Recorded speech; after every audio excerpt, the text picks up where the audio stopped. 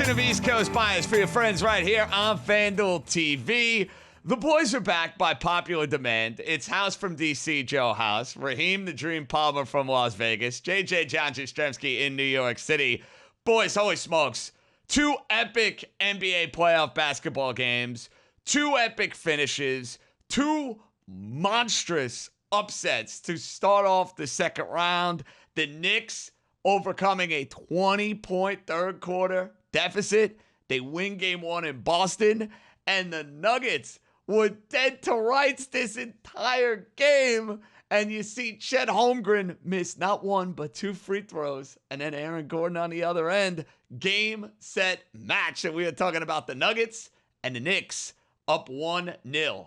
House, wow, I don't even know where to begin after that, buddy boy. That Nugget game, I didn't believe that Denver was going to win until I saw the shot go down, for goodness sakes. It was a mouth-opening, jaw-dropping wow in the household late Monday night into Tuesday morning. JJ, let me tell you, the appetizer of the first round of the NBA playoffs is always nice. It wakes up the palate. The taste buds are alive. Baby, it's entree time. And we got 2 teams that came off of heavy-duty, heavy-booty, existential crisis games. The Knicks with the Pistons in Game 6. The Nuggets in Game 7 taking care of their business against the Clippers. And those 2 teams showed up ready to rumble. And that's why we got the outcomes we got tonight, Dream. Look, both teams were down double digits, and they pulled off the improbable comeback. I mean, you look at the Boston Celtics and the New York Knicks. The Boston Celtics probably had like a 98% chance of winning that game, and I know it was even higher for the Oklahoma City Thunder. So if you look at the postseason, the thing that we're seeing is that if you keep fighting and you keep battling, anything can happen. Who, Raheem, should be sounding the panic button a little bit more after their Game 1 loss at home? Is it the Celtics? Or is it the Thunder? It's by far the Oklahoma City Thunder, because I think there was a lot that was sustainable for this Denver Nuggets team. If you watch this game, the Denver Nuggets, they had a 41% offensive rebound rate. And in the second half, they dominated the paint, they dominated on the glass, and they got to the line. And you saw that Oklahoma City Thunder team, which is one of the worst defensive rebounding teams in the league, the Nuggets were able to exploit that weakness. And I think that's going to be there the entire series. And they have to deal with Nikola Jokic. I mean, you're watching large parts of that game, and you could say to yourself, Nikola Jokic was mid. And then you look up, he ends up with 42 points. I just don't know how the Oklahoma City Thunder are going to find an answer for that. My inclination was to say Boston, but Dream makes a very compelling case for Oklahoma City. And I think it's only fair to call people out by name. I mean, we can't keep having playoff series where Jalen Williams just doesn't show up. He is crucial to this Oklahoma City Thunder team, and he's not a role player. He's supposed to be an important, contributor to their scoring offense. 5 for 20 is not getting the job done. I'll still put a circle on the Celtics, though, because this Porzingis situation is crucial to them.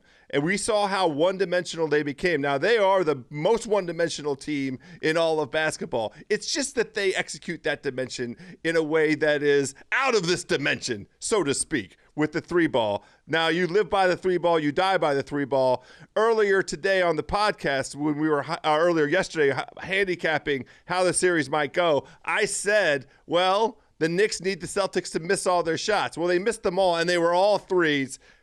I don't like that brand of basketball. They don't really have – they need to come up with another way to do things. And Porzingis is crucial to that. But Dream's circle around Oklahoma City as a team of concern, I think I'm leaning in that direction, JJ. Now, Raheem, Denver's at plus 240 now to go and win this series. Oklahoma City has fallen to minus 295 on FanDuel Sportsbook. Denver plus 1.5 games. I mean, you're buying high on Denver here. And, it's so funny. As you said that, the Oklahoma City Thunder, they went to minus 300 at FanDuel Sportsbook. So there's people who feel like you're getting value on Oklahoma City. I think if you're going to bet the series prices, you have to bet Oklahoma City. But I'm very concerned about Oklahoma City. I just did not like what I saw in the second half. They got completely outworked. And I think that is a thing that the Denver Nuggets, they can hang their hat on. So I think unless you want to play Oklahoma City and, you know, grab that value based on the opening series line, there's just no way that you can back the Nuggets here. There's a pedigree still with the Celtics.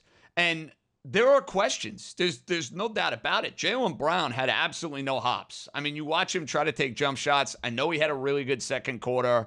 The hops were not there. Drew Holiday is hobbling around and is always hurt. He's a tremendous player, but his body is broken down. He's getting up there in age, and hamstrings are tricky. Then you throw in the Porzingis wrinkle in this house. I totally see where you're coming from, but I guess the way I would look at it is this.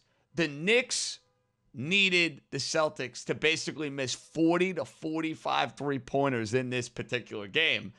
Raheem, I got to figure Boston is going to shoot the ball better as this series moves along. But at the same time, we watch a lot of basketball. How many times do you watch a game late? Knicks were up 6. Game gets tied. It looks like the Knicks are going to win the game in regulation. Towns with a beautiful pass to Brunson. Layup he makes 100 out of 100 times. He misses. And the game goes to overtime. And I'm like, dude, this is where dogs go to die.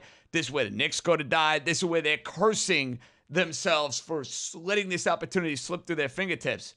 For them to go and win in overtime after all of that, with Bridges and Anunoby getting out on the wing, defending in a different way than they did in the regular season, at least gives me hope, Raheem, that the Knicks can hang around in this series. I'm not sure. Look, the theme that we're seeing in the second round of the postseason thus far in the 3 games that we've seen is that the teams that were battle tested, they came out ahead. And for whatever reason, we got some negative shooting variance from the home teams. They didn't shoot well, and it just feels like the battle-tested teams were able to pull it out. How much of that is sustainable? I need to come in with a little bit of ringer blasphemy. Let me just put this to the panel here. Do we know which team in this Knicks Celtics series has the best player? Because, you know, we like to sit down and handicap this thing. And trying to get on Billy's bad side with that house. I'm just saying, I watched one team execute down the stretch, and one guy kept catching the ball, and they kept putting the Horford into a switch that was very uncomfortable for him, and the Celtics couldn't figure out that switch, and Horford was dancing on ice skates, and my man Brunson was knocking down humongous bucket after humongous bucket. I'm just putting it out there. Nobody appreciates what Brunson brings at the end of these games more than me.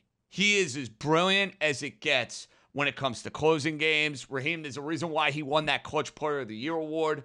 Am I going to sit there, House, and tell you he's a better player than Jason Tatum? I am not. Tatum is obviously more skilled. He can just beat you in different ways. But at the end of these games, here's what I wonder about the Celtics. Last year, Raheem, 0 adversity in the postseason. Let's call it like it is. They stonewalled Miami. They were cooked. They stonewalled Cleveland. They didn't have Mitchell. Indiana, tough series, 1-4. Halliburton gets hurt, and the Dallas series was basically over from Jump Street. I want to see the Celtic team battle through a little adversity. We have to figure out what's going on with Porzingis, because I think that's a huge key to this series. And you look at right now, FanDuel Sportsbook, the Boston Celtics are at minus 350. Quickly, House, if you had to go and take one of the big favorites in Game 2 to lay the wood, Celtics. I think, you know, the immediately Joe Mazzulla saying he expects Porzingis back for Game 2. It seems like it was an illness kind of thing. And we've just seen them bounce back with a maturity. I think it's right to be a little bit nervous about this Oklahoma City team. Those young fellas in these playoff chops, they got to show us something. Raheem, you feel the same way? I definitely feel the same way. Look, the Denver Nuggets had 17 turnovers tonight, and they won. Like, that's crazy. Like, 17 turnovers, and they won.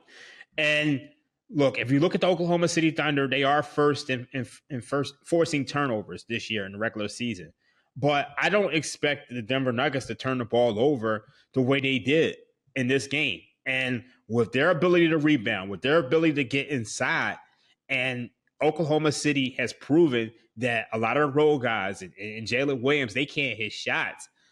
I'm concerned about this team, and I think we could be looking at a situation where it's not just Houston going after Giannis. It could be Oklahoma City cashing in their chips and going after Giannis, because they can't have all of these chips and just have them sitting there, all these draft picks and all these young guys, and them being first in point differential and first in record and not win a championship. So if they don't get it done here, I think we could see some major changes. Dropping the mics right out of the gate. The Denver Nuggets scored 71 points in the second half of this game on Oklahoma City's ball court, baby. Oklahoma City's supposed to be this transcendent defensive team, and the title holders came in and said, we still got the belt, boys. Come on and get it. Not so fast. Got a lot more coming your way. We had two monsters right out of the gate for the second round. We also had quite the statement made by the Indiana Pacers. We'll dive into that. Thank goodness I don't have to watch any more Houston Rockets basketball, and a family bet for the second round that all three of us are going to be riding together with. Check it out. East Coast Bias. We're just getting started right here on FanDuel TV.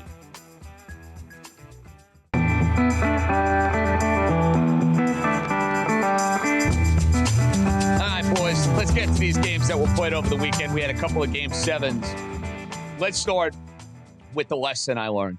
House, you guys tried to warn me. You did. After Game 4 of the Clipper-Nuggets series, the two of you were pretty confident and adamant that the Clippers had kind of yucked up their shot. I wanted to believe they could win a Game 5. I wanted to believe they could win a Game 7. Clearly an instance of the Clippers yucking up this series in Game 1, a game they should have won.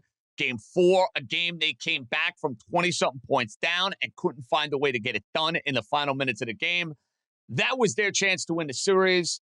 That Game 7 performance was so pathetic, was so embarrassing. That game was unwatchable by the time you hit the 10-minute mark in the third quarter, where you just knew the Clippers had mailed it in and it was 1-2-3 Cancun. And the lesson of this, House, for me at least, don't trust the Clippers. I don't care how great they're being metrically graded. I don't care what they look like at the end of these years. They are a cursed franchise. They find ways to lose. And until you see otherwise, you as a bettor have to act accordingly. I didn't. Shame on me.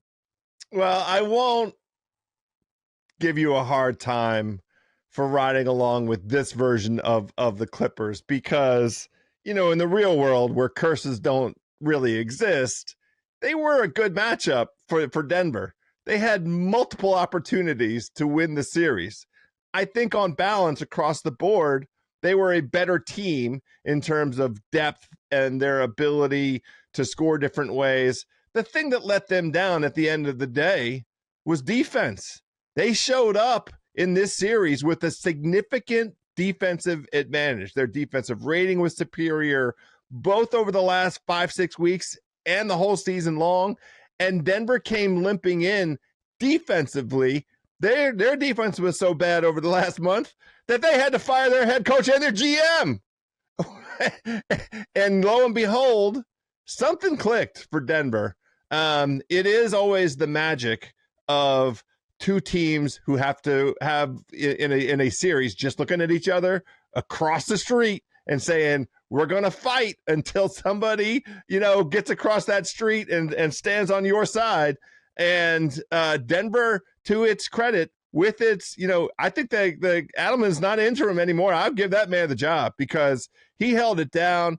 That team rallied. The Joker was a leader. And at the end of the day, to me, it was just defensive effort, Dream. I just didn't see the effort out of the Clippers. One too many times of Denver racing out to leads in the third quarter and the Clippers having to come back. It's a bad look. Odds makers actually opened the Clippers as underdogs in this series, and they quickly got bet out to favorites. And as you saw in Game 1, they lost a swing game in Game 1.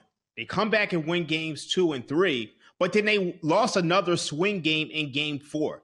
And when you lose two swing games in a series, it's very difficult to overcome that. But along with their defense failing them, I think their offense failed them as well. Because when you look at this Clippers team, one of the talking points going in was that they had the deeper roster.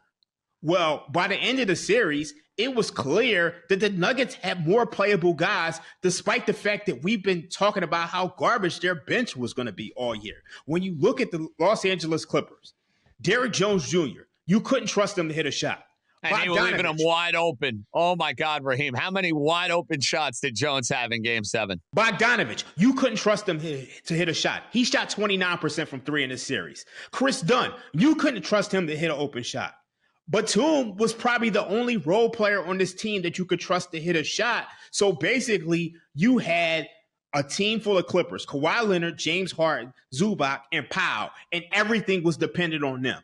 And we all know James Harden, he starts off the series very well, but as he fades as the series goes on, you can't trust James Harden.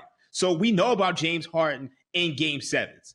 You look at his last 7 Game 7s, he struggled. So, I mean, for his career in Game 7s, 19 points per game, 7 assists, 35% from the field, 23% from 3. You can't win when one of your key players is playing like that. And if you ask me, Kawhi Leonard didn't have much of an impact on Game 7 as well. So ultimately, everything fell this Clippers roster at the end. Roasting James Harden, Raheem. I know it's a little first takey of me, but you know what? It's your guy. I got to bring it up. It's the low-hanging fruit. Fair or foul after this series? I mean, we told you this on Thursday. We said, look, we don't trust James Harden to win a Game 6 and a Game 7. So we're going to take the Denver Nuggets in Game 6, and if they lose, we're going to take them again. We did that, and we didn't even have to sweat Game 7. But at the end of the day, I don't want to put too much on James Harden because he's not the number one alpha on this team. It's Kawhi Leonard. His impact wasn't really there. So I don't want to put it all on James Harden, but it was just this Clippers team. I mean, they completely failed. Even Ty Lue, that lineup with Batum was played very well in Game 6. Ty Lue didn't start it in Game 7. He started Derrick Jones Jr.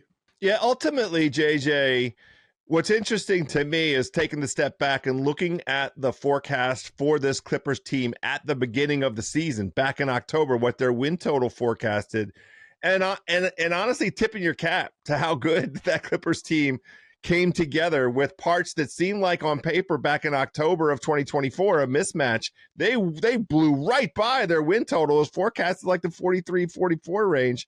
And, you know, to the credit of that coaching staff and to James Harden, who I think, you know, getting some votes for all NBA third team, and he deserved it for a regular season performance by the Clippers. They greatly exceeded expectations. They just got caught with, you know, a playoff scenario where they needed one of those 2 swing games. Dream really nailed it, and they didn't get either one, so they lost the series. And Kawhi Leonard only played 37 games this year. They went over their win total, and they were this good with Kawhi Leonard playing 37 games. And that's why I think you got to give a little bit more blame to Kawhi Leonard, because he was the freshest person in this series. He had a great game, too. But where was everything? Like, where was him the rest of the series? Couldn't bring it home. Bottom line, point blank. And it was not even a vintage virtuoso Game 7 from the Joker that I thought might end up being the difference. We've seen Joker play 10 zillion better games than the one he did on Saturday night, and it didn't seem to matter. Okay, boys, let's get to the other Game 7. You know, House, the Warriors, they find a way, man. They lose Game 5, get their rear ends kicked. They play a terrible Game 6. Kind of in some way reminded me of the Sacramento series from a couple of years ago where they lost Game 6 at home. And that's why I wasn't in a panic. We had this discussion in our group chat. Sally was involved. Bill from Los Angeles was involved. And you guys know my big bet for the first round, or one of them, was Knicks minus 1.5 games. And no, Simmons, it was not Knicks minus 1.5 games for the Celtics series. It was the Detroit series and Golden State. House, I didn't hedge because you know what I was thinking? The 2 best players on the floor are going to be Steph Curry and Jimmy Butler. Now, little did I know, Joe House, Mr. Buddy Hield said, hey, JJ, I know you got a little wager riding on this Game 7. Before Steph goes and puts the Superman cape on in the fourth quarter, I got you, big boy. I'm going to have the game of my life in the first half. So thank you, Buddy Hield. That was Oklahoma, Buddy Hield, and I loved every minute of it. So I had the Rockets a lot of different ways in this series because I thought ultimately just the effects of attrition, the impact over the series. And I did think that it could be in the 6-game to 7-game kind of territory. And lo and behold, there we were. But my handicap at the outside of the series was Rockets have the bodies. Rockets have the ability with all of their youth to just really make Golden State work so hard. But at the end of the day, we saw a virtual mirror, lineup of the Houston Rockets offense being horrific, unwatchable, half-court offense that you must try and unsee as quickly as possible in Game 1 and in Game 7. And it looked as though they made no adjustments whatsoever. Their offensive adjustment was, hey, Fred VanVleet, please go make 6 threes a game. Please get hotter than the sun, and that's how we're going to compete in this series. Jalen Green is on the milk carton right now, and he might find himself on a milk carton in Milwaukee soon enough because this Houston team has some shuffling to do. But it was, Sengun taking 23 shots and only making 9 of them. And the way they run that high post offense, it is unwatchable. Kudos to Golden State for handling their business. In our group chat, I said, if I knew who the third guy was on Golden State that will score 12 or more points for me, then I would feel comfortable with a Golden State wager. Well, they got 2 guys. Draymond came out and knocked down a couple threes right away. And then Buddy Hield, obviously, was the guy, especially with Gary Payton II not playing this game, which was kind of a remarkable thing. But, kudos to the Warriors, Dream. I think the point about Gary Payton not playing is kind of being understated because, a lot of people might have looked at that as a loss, but it actually helped the Warriors because it gave the Warriors another scoring threat on the floor. And Buddy Hield seemingly made everything. But I think the key to this series and ultimately Game 7 was turnovers. If you look at the Warriors, they only had 7 turnovers in Game 7. Only 7. If you look at them in Game 5, they had 14 turnovers and conceded 18 points. If you look at them in Game 6, they had 17 turnovers and conceded 22 points. The Rockets can't score in the half court. So if you could turn the Warriors over and get out in transition and score, the Rockets are at an advantage. And that did not happen in Game 7. And ultimately, the Rockets could not score enough points. And in the second half, Steph Curry and Jimmy Butler, they brought it home. When we come back, we have 2 more series to break down. One, there was a number posted, and you got to understand something. I'm doing my New York show. I'm doing television. I just wrapped up watching a bunch of games. So I knew mentally, all right, there's a certain team. I can't wait to bet them in a particular series. I see a text. We're exchanging. The number is drastically different when I log on to my FanDuel account. And you know what? When you snooze, you lose. We'll get to Wolves and Warriors. We'll also get to my Indiana Pacers. How about that performance in Game 1? And are they live now to go and knock off the number 1 seed within the Eastern Conference? Got a lot more to do. The East Coast Bias Boys still rolling, still cooking. We're coming right back.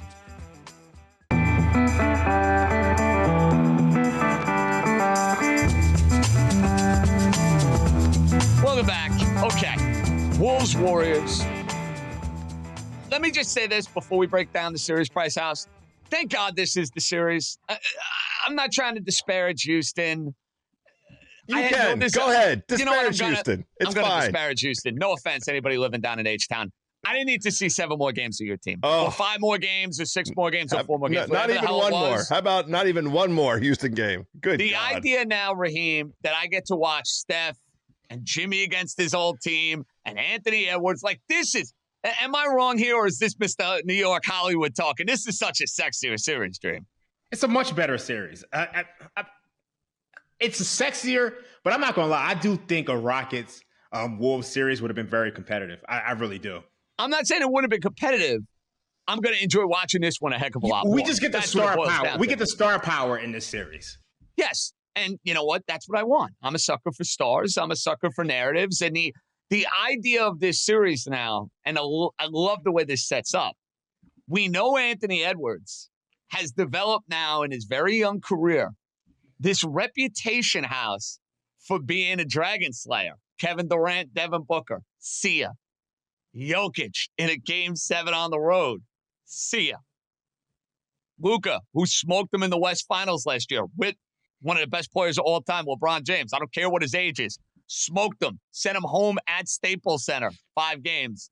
Now, House, Anthony Edwards sees Mr. Curry, Mr. Butler, and he's got the better team. I love the fact that we're talking about Anthony Edwards having this now in front of him in round 2. It's fantastic. We get to dust off all those conversations from last year where there was open debate amongst all of the NBA glitterati about is he him? Is Anthony Edwards him? Is he the next guy? The next, is he going to take the mantle in terms of the number one American NBA player, but also, maybe making a bid for best player in the world? Now, he's not there. He's not there yet. But every time he goes in and takes out another one of these legends, it adds to the lore. And one of the things that I like very much about the series with the Lakers is that he didn't have great games to start that series, but he asserted himself and made his presence felt and presence known in the latter part of that series. And that's how Minnesota was able to handle its business and dispatch with the Lakers. JJ, my concern here is I see a repeat coming.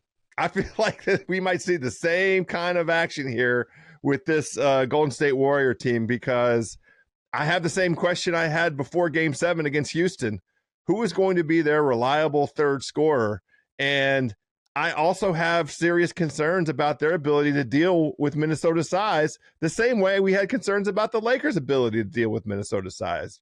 I completely agree with that. When I look at this Warriors team, to me, they're running with kids like Mike Bivens, another bad creation, because all of these guys are too small. And this is pretty much a series in which Draymond Green is going to have to turn back the clock. He's still a good defensive player, but he's going to have to deal with Rudy Gobert. He's going to have to deal with Julius Randle. He's going to have to deal with Naz Reid.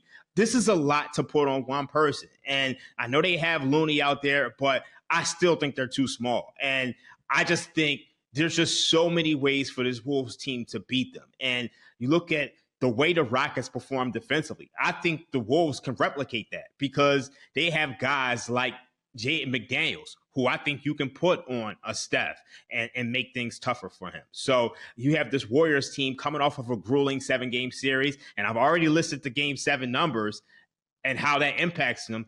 They're playing a team who is just as tough as this Rockets team, but they actually can score points. They actually have a superstar and Anthony Edwards, and then you have guys like Julius Randle playing well. You got Naz Reid off the bench. I just think they have too many guys. I think they have Dante DiVincenzo. Like, if Dante DiVincenzo was on the Rockets, he might be their second best scorer. It's like, so it's just, it's just too much. And when I look at this series, this line opened at Wolves minus 130. I thought that was a horrendous open. Don't remind me, Raheem. Don't remind me. I was just about to get there. And listen, it don't matter if the bet wins. So let's put it that way. It don't matter if the Minnesota Timberwolves go and take down the Golden State Warriors. And Raheem, you brilliantly were able to deliver a point that should not be understated and should not be lost in this particular series.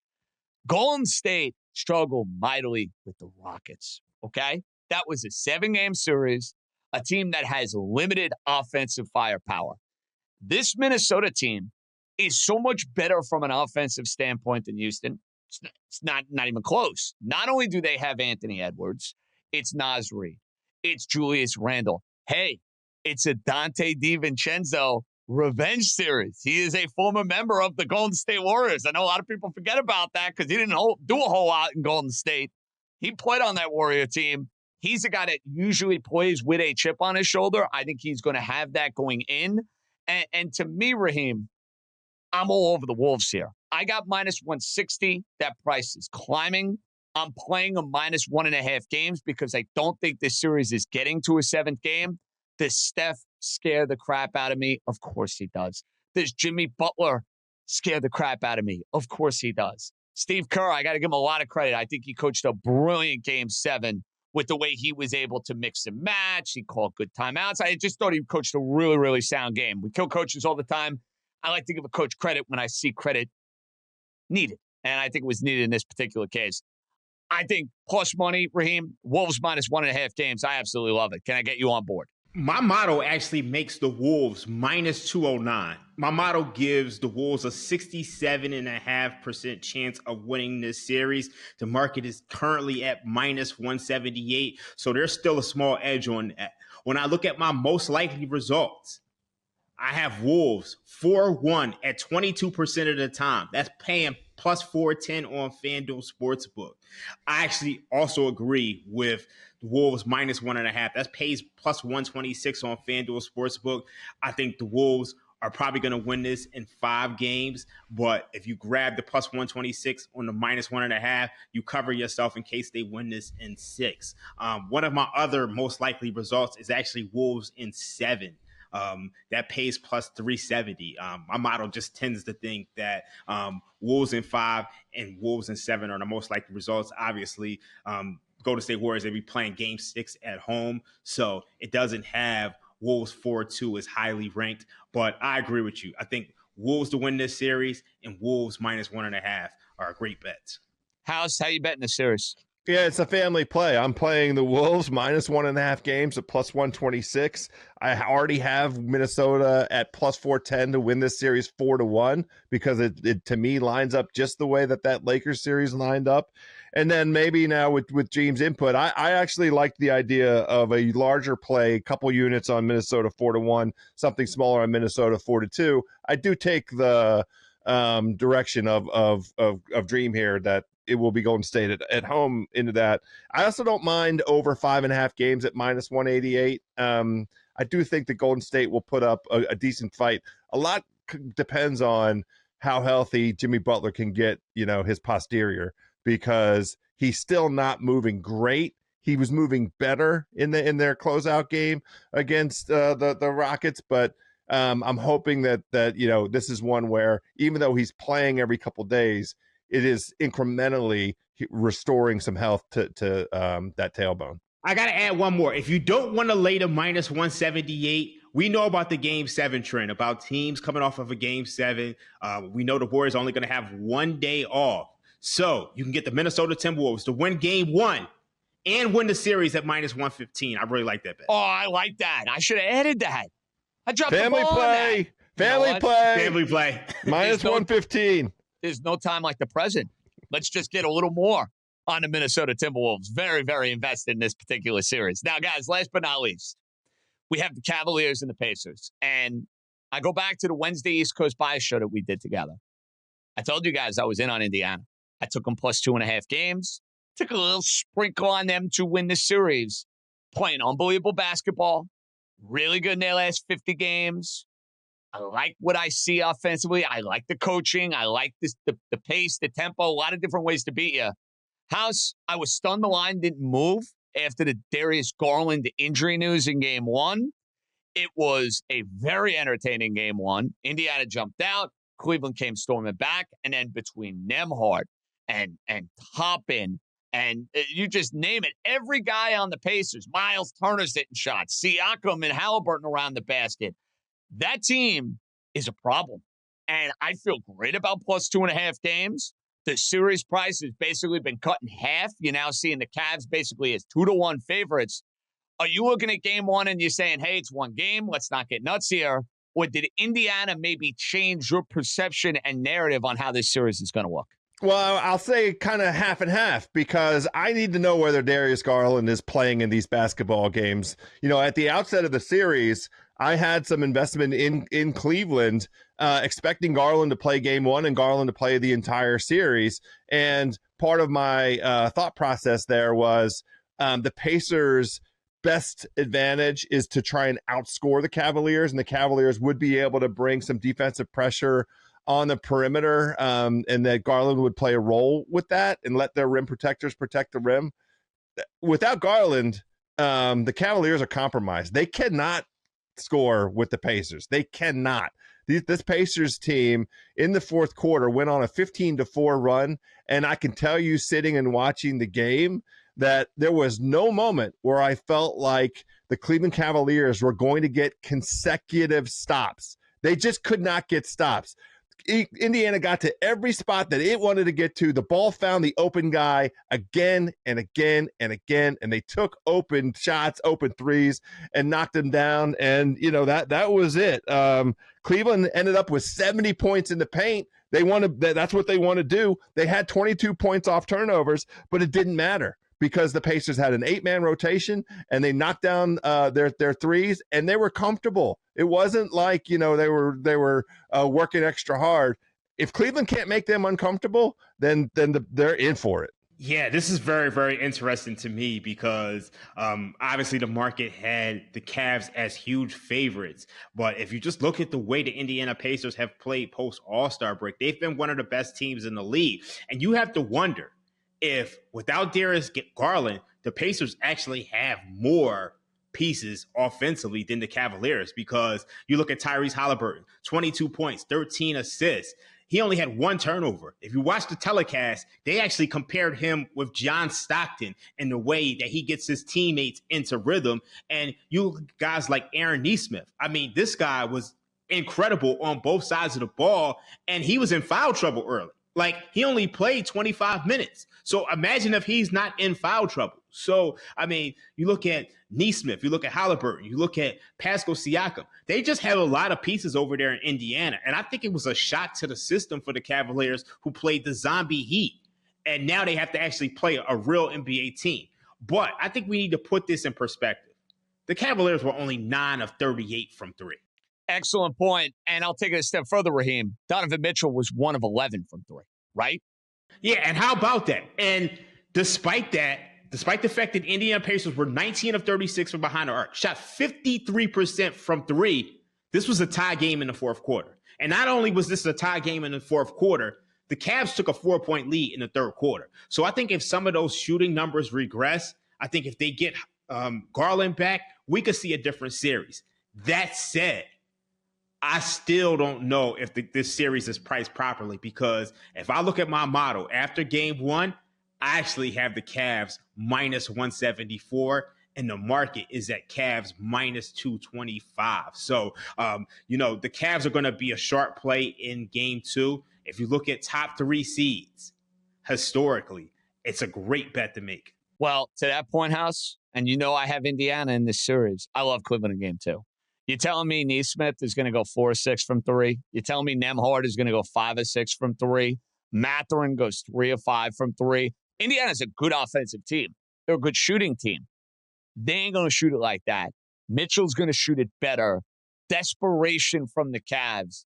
I think that's a lay it and don't think twice spot at minus 9.5. I'd be all over Cleveland in game 2. I'm fine with Cleveland money line. I'm not messing around with the points. I'll figure out the points depending on whether or not Garland plays. That will help persuade me. But reminder of how successful Zigzag has been this season. Evan Abrams over at the Action Network. An amazing first round for Zigzag. Teams coming off a straight-off loss in the first round finished 23-12 against the spread in their next game. The best achievement in any opening round of the past 20 years. So will Zigzag continue to be the way? Maybe so.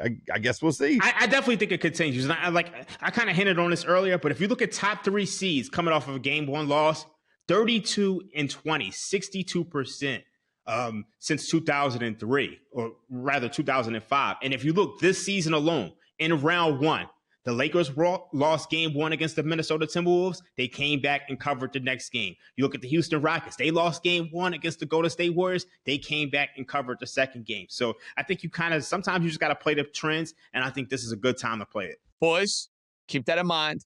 Hopefully Zigzag continues to treat us well. It has treated us well. Follow the numbers, follow the trends. Every now and again, they work out your way. When we come back, an abbreviated version of the Ringer Grab Bag. You don't know what's coming your way. It might be an assorted topics that are near and dear to these fellas' hearts. I think they will be with this particular one. I know they don't. That's coming up next.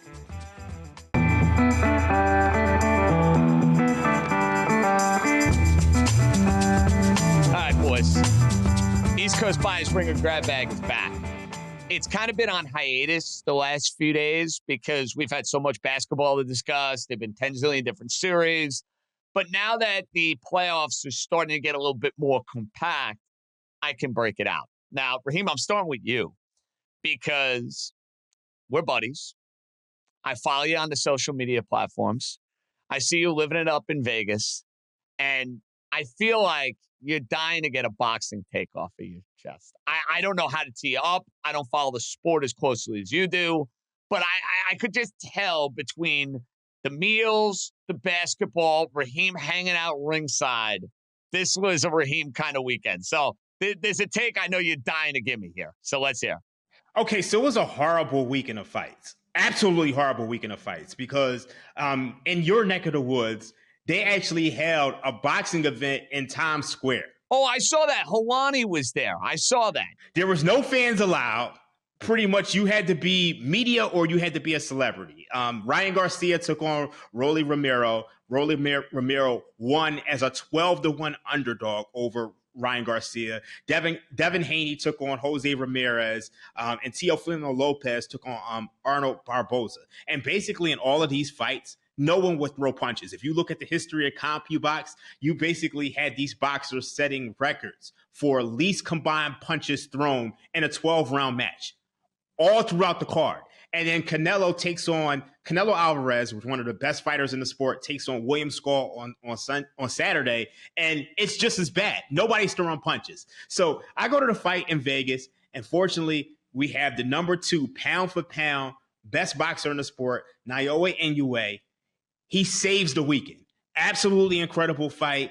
He's been undisputed in multiple weight classes, fight of the year contender, stops the guy in the 8th round. Very exciting weekend. But the take I want to give off is that, there's a big fight coming in September. Terrence Crawford versus Canelo Alvarez. Canelo Alvarez hasn't stopped anybody in 7 fights. The last time he stopped somebody was in 2021. He's taking on Terrence Crawford. He's moving up a couple of weight classes. I think Terrence Crawford is going to win that fight. If you look right now on FanDuel Sportsbook, Saul Canelo Alvarez is a minus 230 favorite. Terrence Crawford is plus 176. Terrence Crawford's going to win that fight. Mark my words. We are jotting that down. It's going to be the week 1 or week 2 of the NFL season. And hopefully, Raheem, your tip will lead House and I to some greener pastures we can put in all sorts of 4-leg, 5-leg money line parlays. That could be a whole lot of fun and could be a little extra loot for our Sundays. I think it's a couple of days before the NFL season starts. So even better. You can take that money, build the bankroll, and then I could take a money line underdog I like in week 1, okay? Yeah, mark my words. Crawford's going to win that fight. Done and done. House, this one's for you. Scotty Scheffler was like 10 zillion strokes under par in this tournament over the weekend. Now, Phil Mickelson had a tweet, and Phil likes to spice it up. Scotty was struggling by Scotty's standards earlier this season. Won't win till Ryder Cup. Well, we can cast that aside. My question for you, big boy, this monster performance down in Texas from Mr. Scheffler, is this now the beginning of him about to get on a run as we enter a stretch of golf that is incredibly juicy, a major coming up in May at the PGA, a U.S. Open coming up in June? Now that Scheffler has gotten that first win of the year, does it set up now for Scotty to really go on a run these next couple weeks? I'm going to have to channel my Lee Corso and say, not so fast, my friend. Shout outs to Lee. Look, Scotty Scheffler has been playing very good golf over the last 5 tournaments or so. He just had not jumped up and grabbed the win. He was the class of the tournament that was just down there in McKinney, Texas, and him beating all those boys by double-digit strokes. He only ended up winning by 8 or 9, but it didn't matter. It was never in doubt. But the class is stepping up. And what we have in front of us here in terms of competitive golf is a signature event that Scotty is not playing this coming week up in Philadelphia at the Philly Cricket Club, a classic design that by all regards, it's going to be a wonderful preparation for the PGA Championship down at Quail Hollow, and I still have the same 5 guys capable of winning the PGA Championship. We'll get that handicapping out to everybody by way of Fairway Rolling, but it's Xander Schauffele, it's Bryson DeChambeau, it's Rory McIlroy. Yes, Scotty can definitely win, absolutely, positively, and then I have a little bit of fondness in my heart yet for Colin Morikawa, even though he let me down at the Masters. But everybody's playing good golf right now, JJ, so I'm not ready to crown Scotty Scheffler's rear end quite yet. Fascinating. So those big juiced prices that you may see on FanDuel Sportsbook, you might want to stay away. And, House, Rory McIlroy, Quail Hollow, he likes that spot. He likes that spot. And now that monkey's off the back. Yeah, his very first tour win at that place. We have a lot more coming your way before we say goodbye in this loaded edition of East Coast Bias. Yeah, we got a little boxing, golf, near and dear to the fellas' hearts on this particular show. But when we return, best bets, it might be a game, it might be a series price, it might be a little of both. I don't know what the guys are throwing my way, but we'll have it before we say sayonara right after this.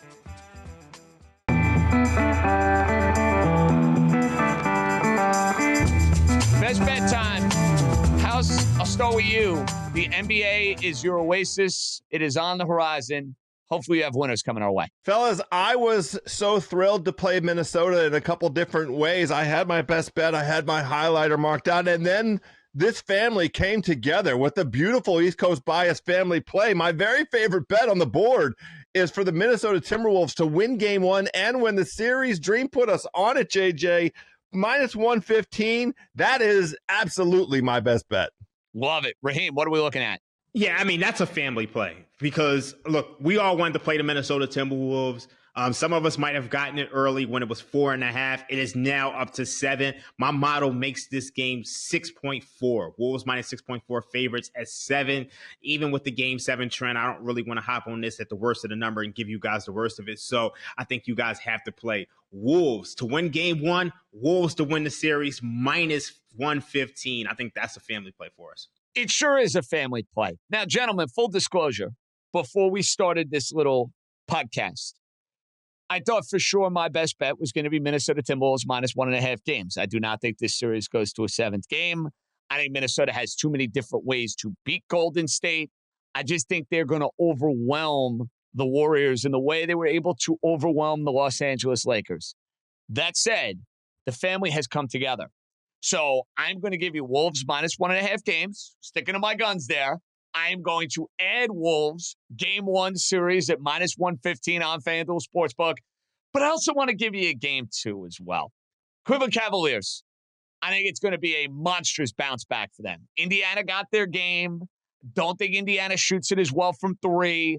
Think Garland plays. I think it's a much better effort from the Cavaliers. I am going to lay it. I think it will be a comfortable game 2 win for the Cavs, and then game on as we head back to Indianapolis for game number 3. So a lot of best bets from your boy. I don't know. I was feeling it this morning. What can I say?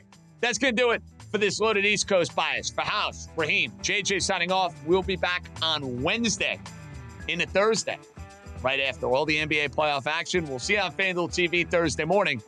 We out. Be good, everybody.